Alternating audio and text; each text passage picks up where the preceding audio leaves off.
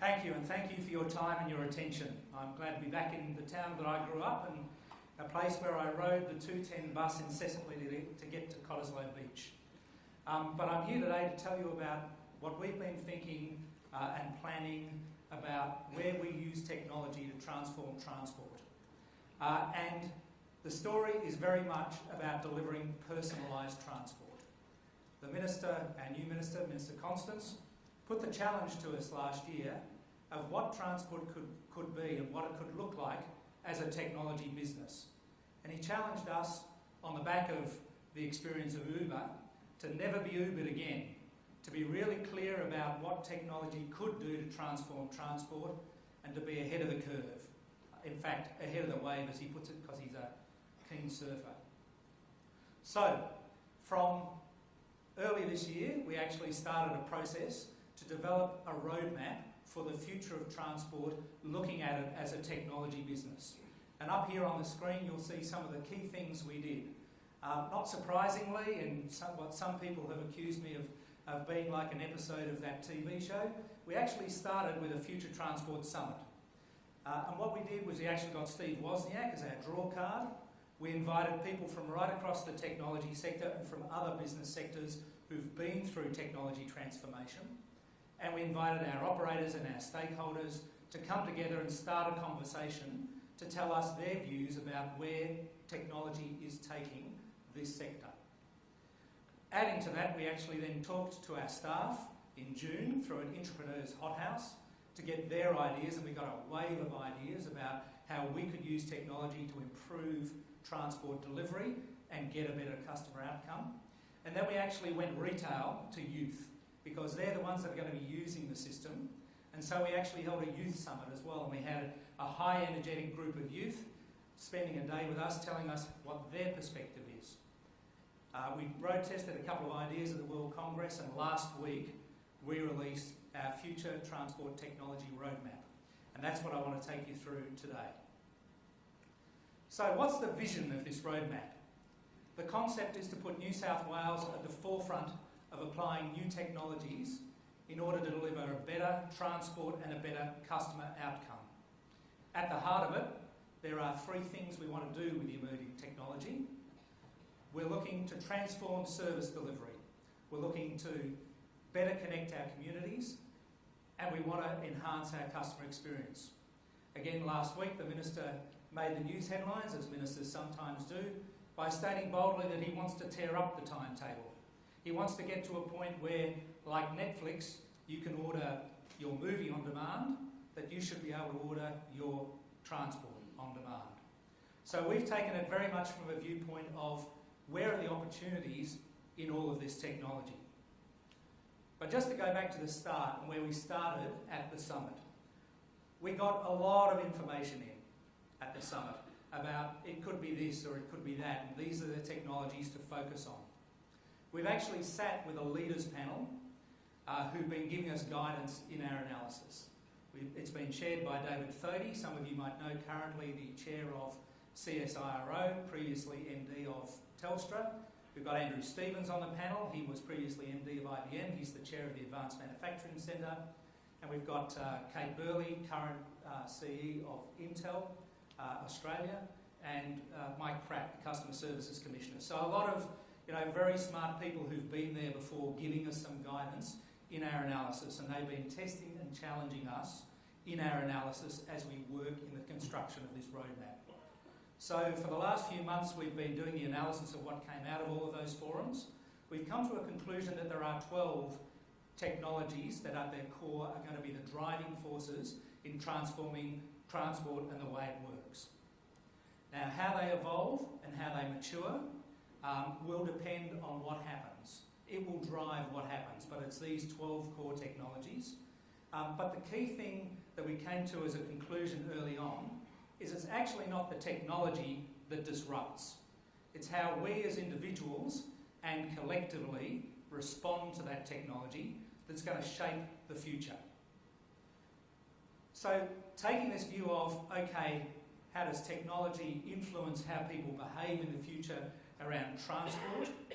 And we looked at mobility in terms of personal mobility, and we looked at it in terms of the movement of freight and goods and services, because we have to think about that.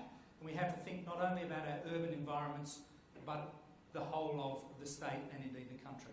So we've been through all of this analysis, and we've come to a view that there are probably 4 different scenarios that could emerge.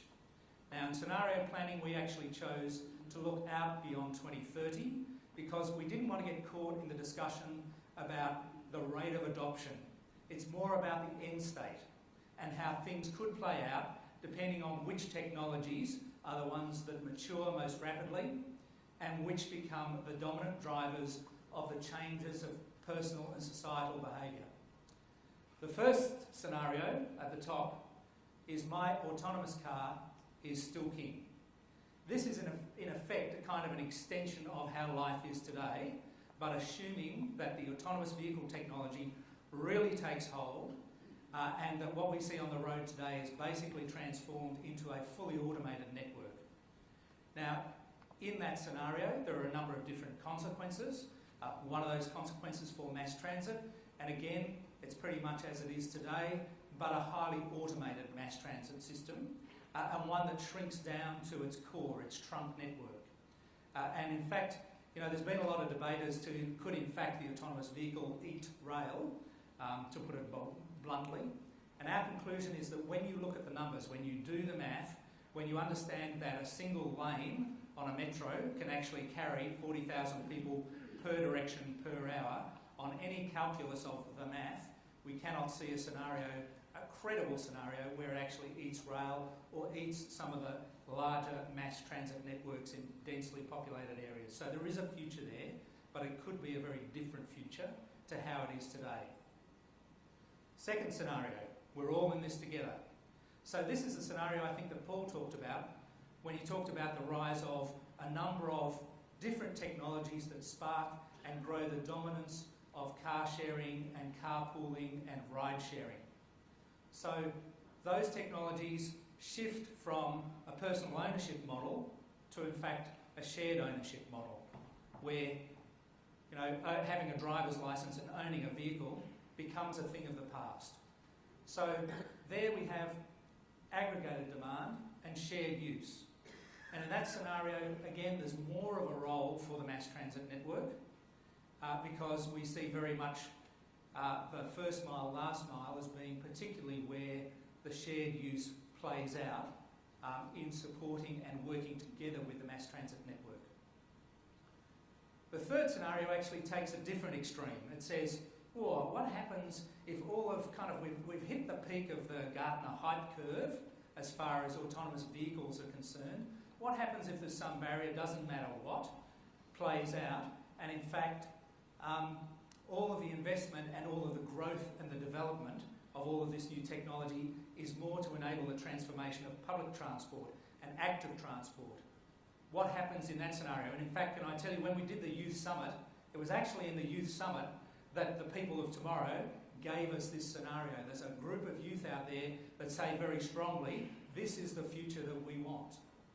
And we've called it the supercommuter with public, active and shared transport, which is a lifestyle decision that's based on not owning cars, living a big lifestyle rather than having an asset-rich life, and it all being about using mobility as a service and using the network to get around.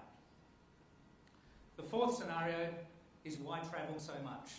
And this looks at other technologies outside of what will influence transport, but what fundamentally shapes demand for mobility. So you've got the rise of e-health, you've got an explosion in home-delivered services, you've got teleworking, education is now being delivered online in different ways. So what happens if there's a shift, a fundamental shift in the way that the community thinks about the time that they invest in mobility? And they decide, I'm going to spend more time doing what I want. Now, for me, that actually kind of is, it has this attraction because I can have a bit of a break. But can I tell you again, for the youth at the Youth Summit, it enabled them to use their time to live a big lifestyle. So there is already a growing vision that in the future you might not have to travel so much using technology. So we kind of developed these four scenarios because there is a lot of debate about how it might play out. And we asked ourselves, well, if we've got a future that could look like any one of these, what's likely to happen? And actually what we got to was, these are not mutually exclusive scenarios. These are probably use cases which together will coexist, at least for a period of time. There will be groups or segments of the community that will want to and will live as if this were the scenario in which the technology has changed their mobility. So what we need is a set of strategies that are flexible and will accommodate all of these scenarios. This is what we got to. 5 strategies that we can adopt that will be technology-enabled strategies that will shape the future of transport as a technology business to deliver better customer outcomes. The first one is to personalise customer interactions. So already today we've got the emergence of smart card ticketing systems, customer relations management systems, we've got the apps which we're adding more functionality to, and now we've got live real-time data, rich data, we can provide more data. So those will converge over the course of the next few years, and we can make them converge to actually help to personalise the customer interaction with the system. Second, there is clearly an opportunity to transform public transport and to transform the mass transit network so that it's much more highly automated, much more efficient, and we're able to better deliver service, more frequency, shorter transit times, higher reliability. That's got to be a strategy for us in terms of driving the future and using technology to enable better customer outcomes. The third one is to foster shared demand responsive services. So it's very clear that flexible shared use transport is something that's already with us through Uber and a growth opportunity, and we look to foster that particular market segment. Fourth, it's clear that connected and autonomous vehicles are out of their research and development phase. They are now moving to early trial and test cases. So what we need to do is we as a government need to find a way to support the adoption of those vehicles and use the adoption of this new automated technology, not just at level 5, which is the full automation, but also at the other levels, so that we can actually improve customer safety, that we can improve the efficiency and reliability of the system and safely and efficiently move people, goods and services around. Finally, we need to create intelligent transport networks that are managed with data. There's an explosion of data, real data, advanced analytics, machine learning, all of those kind of group of technologies. There's a rich opportunity there to better manage the network, to help us to make more informed decisions and choices and enable the system to work at a higher capacity with improved flows and to deliver better customer outcomes. So these are our 5 technology-enabled strategies for the future to deliver better customer outcomes. So we started with the thinking that we would enhance our customer experience, better connect communities and transform service delivery. That's given us these 5 strategies, and now we're saying, well, where is all this pointing? Because we need to be clear about our objectives, because there'll be a need to be a little bit flexible around how we go about implementing. So what are we looking to deliver our customers? First of all, we want to deliver our customers easy, well-informed choices and more personalised service. Secondly, we need to give them more choice, more variety and more flexibility, and flexible options to seamlessly transfer between modes, because their task is to complete a journey, and there's a growing number of customers that play mix and match as they complete their travel task. We need safe, reliable and adaptive transport networks that are going to flex with the demands that are put on them. And then finally, we need efficient and sustainable mobility, whichever the future that we choose. So those are our core objectives. So from that, we said, well, we need to build our technology roadmap. So how do we go about that? First of all, we took our technology-enabled strategies. We said, well, what are we doing right now and how does that align with these strategies? So we've assessed all of our in-flight initiatives. We've gone, hey, you know, we're actually building quite a platform here that is actually going to enable us to pursue these strategies quite well. But we want to be clear about what changes we might need to make in scope all right, which sends a shiver down the spine of any self-respecting project manager, because they go, oh, hang on, I'm in delivery. Scope change? You're joking. We go, yeah, we are. No, we're not. We are going to be reviewing each of our in-flight initiatives to make sure that any scope adjustment that's now needed for these strategies is put in place sooner rather than later. So anyway, assess in-flight initiatives. Where are we now? Then, what are the next steps that we could or should take on a no-regrets basis? What do we mean by no-regrets basis? Not that it might fail, it's guaranteed to succeed, but that rather, because we want to test and trial, but rather that in any one of these scenarios, this initiative contributes and delivers value. And then we've kind of looked over the horizon and said, okay, if that's our next step, what are the long term? What are the game changers? For each of these 5 technology-enabled strategies, what are the 2, 3, 4 things that are really going to change the game? Because we're going to have to regularly review our next step initiatives and stay focused on the long term. So that's how the roadmap is put together overall. So I don't want to go through the whole of the roadmap. I'll just now talk about our next steps, no regrets initiatives, and point out a couple of things, particularly as they affect your sector and your industry. First of all, personalising customer interaction. There are 3 areas in terms of integrating and transforming our digital channels and enabling them to engage in 2-way interactions. So one thing we realised that if the last 5 years was about apps, and we've kind of now hit, we think, peak app, then in the next 5 years, it's going to be more about artificial intelligence and the use of bots. And we've already got some early trials in that, because that actually enables tailored transactions at mass, at scale. We need to extend our payment systems as well to actually take away the fragmentation that customers currently experience when they're paying for various types of mobility service.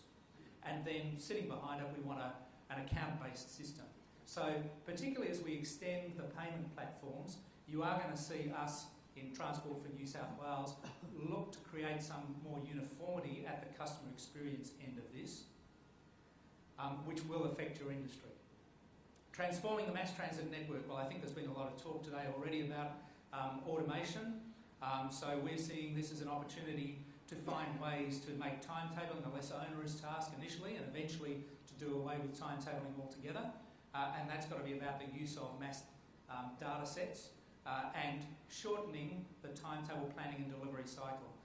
We kind of, for Sydney, when we want to plan a rail timetable, it takes between 2 or 3 years. There's actually 160 people in a room that are planning and delivering that at the moment. The big challenge is, instead of 160 people in the room taking 2 to 3 years, we want 6 people in a room taking 2 to 3 months to plan and organise and execute the next timetable. Bus, we're actually a bit smarter than that. We can actually get a timetable out in our metropolitan area in about 12 months. All right, a timetable change, we can be a bit faster than that if we want, but why does it take that long? And why does it have to take that long when connecting to all of the systems that you use to plan and optimise resources? There's a huge opportunity there, and that's one that we've got ourselves firmly focused on in the mass transit network. In terms of fostering shared demand responsive services, when we launched the roadmap, the Minister actually announced that we are going to be going through an EOI process early next year for trials of flexible services, because there's great opportunity here that we've already talked about, putting aside all of the business about is it automated via Ollie or not, to trial on-demand services. So next year we're going to step into that space, and we're going to actively incubate initiatives that actually encourage shared mobility services. We're going to do that not only in Sydney, but we're going to do that in the regions. In terms of enabling connected and autonomous vehicles, we do want to be in a position where we're playing nationally. We don't want to repeat of what happened in rail. So in our minds, with autonomous vehicles, we have to foster the development of a regulatory environment and standards that are national in scale. We don't feel personally the need to be first with everything, and so the fact that there are automated vehicle trials happening elsewhere in Australia, we like that as a great idea. We will probably go into the space of fostering some trials ourselves, but specifically to understand how people respond to the automated vehicle environment to help inform the thinking about what standards we need to set for safety. Out of all of that work, we also then need to develop a broader blueprint for how the system might work. And we've already started a process. When we started this particular roadmap, we set up a Smart Innovation Centre for Advanced Transport Technology, put out a call for a whole bundle for anyone who wanted to put to us something that we would venture jointly in advanced vehicle technology, and we're currently working through which of those proposals we're going to go with. Finally, in the Intelligent Transport Networks area, we're going to set up a Transport Data Science Incubator. We want to make New South Wales a bit of a hotspot in terms of transport data sciences because it's clearly got a pathway in supporting the future and in the first instance enabling decision support tools that will help us to make better informed decisions as we manage transport networks. So that's our set of 15 no regrets initiatives, the next steps which are our key focus areas. In the roadmap you'll actually see there's a portfolio of specific projects that we are going to now work on in order to execute the strategy. Now that's the overall roadmap. I just kind of throw it up just so that you kind of get the bigger picture.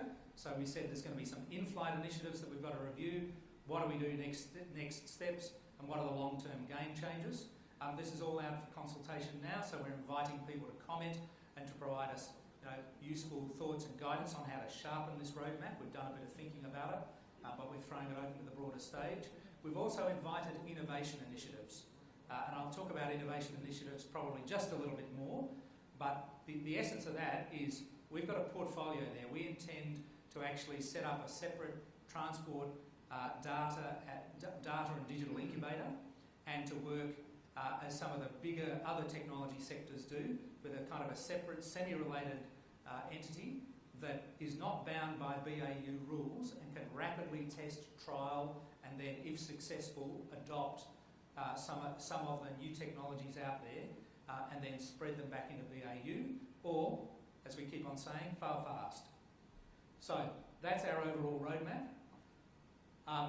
It does mean for us as Transport for New South Wales that we have to change quite dramatically the way we're organised internally to kind of do away with what we might call the machine bureaucracy.